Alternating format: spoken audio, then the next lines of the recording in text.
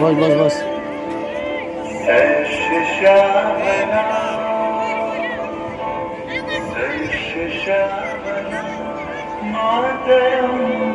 বন্দে মাতরম। 1908 সালের 11ই অগস্ট কিংসফোর্ডে বন্দে মাতরম বলার দোষে যে বালককে পিঠ মারার হুকুম দিলেন ব্রিটিশ সরকার, তারই পক্ষে দাঁড়িয়ে ক্ষুদিরাম বসু ও প্রফুল্ল চাকি সাহেবের রিটার্ন গাড়ি লক্ষ্য করে বোমা চালালেন মুজফ্ফরপুরে। সাহেব নিহত হলেন না, তবু নাবালক ক্ষুদিরামকে ফাঁসির হুকুম দেয়া হলো।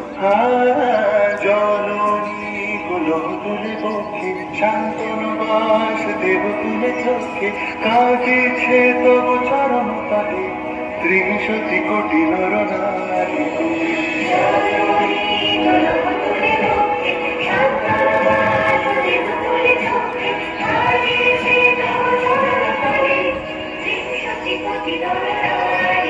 যারা স্বর্গ বন্ধু তারা করুণারে স্বর্গের যে প্রিয় জনমী সাদের পরের মহাবিখ্যানী সেই মৃত্যু যারা দীর্ঘ জাতির বুকে জাগানো আশা মন মনের মুখে জোগানো ভাষা আজি রক্ত কমলে কথা আজি রক্ত কমলে কথা মানল বিজয় লক্ষ্মী দেবতাদের করে মুক্তির মন্দির সকাল আছে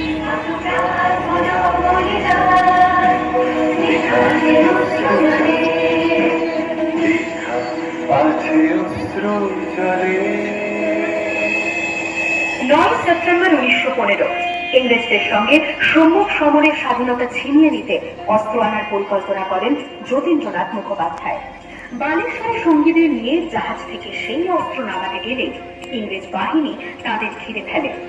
বুড়িবালমের তীরে লড়াই বাঁধে বিরাট ইংরেজ বাহিনী বনাম বাঘা যতীন ও তার 4 সতীর্থদের। এককালে শুধু ভোজালি হাতে যিনি বাঘ মেরেছিলেন, সেই বীর সেদিন লুটিয়ে পড়লেন।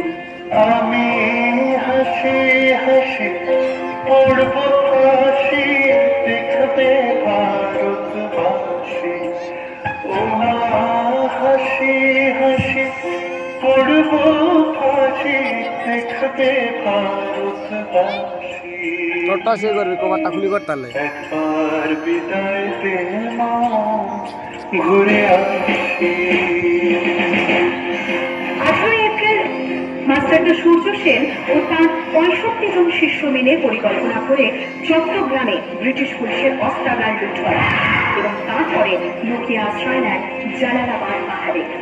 এই 4 দিন পর ব্রিটিশ বাহিনী খুঁজে বার করে মাস্টারদা ও তার সঙ্গীদের। সেদিনের অস্তমিত সূর্য ছিল সূর্য সেনের রক্তের আলো।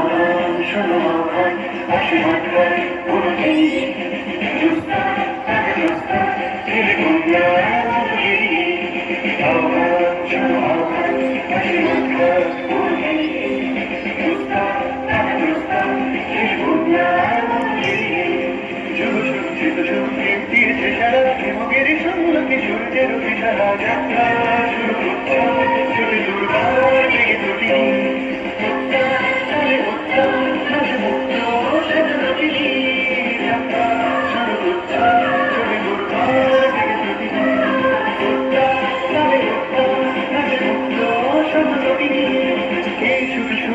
নবকালে জেগেছে রণসাজে সেজেছে অধিকার অর্জনে এই শুধু সূত্র নবকালে জেগেছে রণসাজে।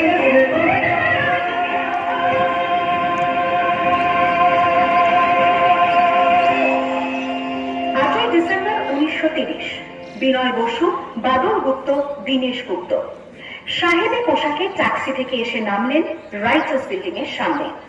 সোজা উঠে গেলেন দোতলায়। সামনেই সিমসনের ঘর। দ্বাররক্ষীকে ঠেলে ঢুকে গেলেন ভেতরে। বন্দুকের আওয়াজে গর্জে উঠল রাইটার্স।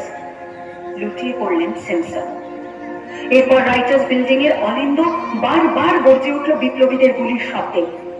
তারপর টেগার্ড সাহেব তার বাহিনী নিয়ে ঘিরে ফেললেন বিনয়, বাদল, দীনেশকে।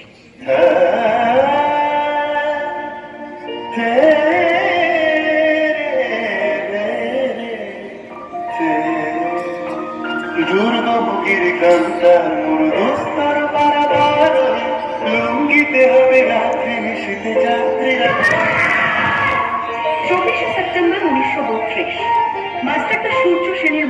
গচ্ছিত প্রীতিলতা ওয়াডেদার 15 জন সশস্ত্র বিপ্লবীকে নিয়ে পাহাড়তলি ইউরোপিয়ান ক্লাব আক্রমণ করে আগুন ধরিয়ে দিলেন।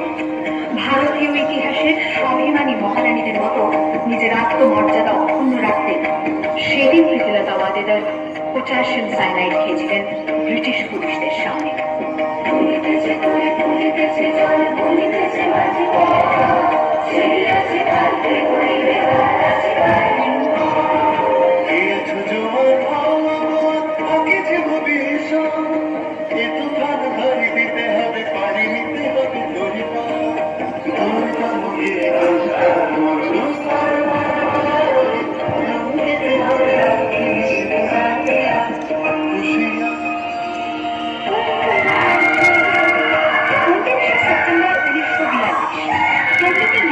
কয়েক হাজার ভারতীয়কে নিয়ে যিনি পুলিশ স্টেশন ঘেরাও করার লক্ষ্যে ঢুকেছিলেন, সেই সত্যরুদ্ধ মাতঙ্গী নিখাজরা পুলিশের নির্মম পরিচালনা ও লাঠিচার্জ সত্ত্বেও তার হাতের পতাকাটি মাটিতে উঠতে দেননি। আর ঠিক তার পরের বছর 1943-এর 30শে ডিসেম্বর জাপান সরকারের অধীনে থাকা আন্দামান দ্বীপ সেদিন হস্তান্তর করা হল ইন্ডিয়ান ন্যাশনাল আর্মিকে। কোচবিহারের মাঝে তিরঙ্গা পতাকা তুললেন সুভাষচন্দ্র। এটাই স্বাধীন ভারতের মাটিতে প্রথম তেরঙ্গা ঝান্ডা। আইএনএর commander in chief Subhas Chandra Bose হলেন ভারত, যাকে স্বীকৃতি দিয়েছিল 18টি দেশ।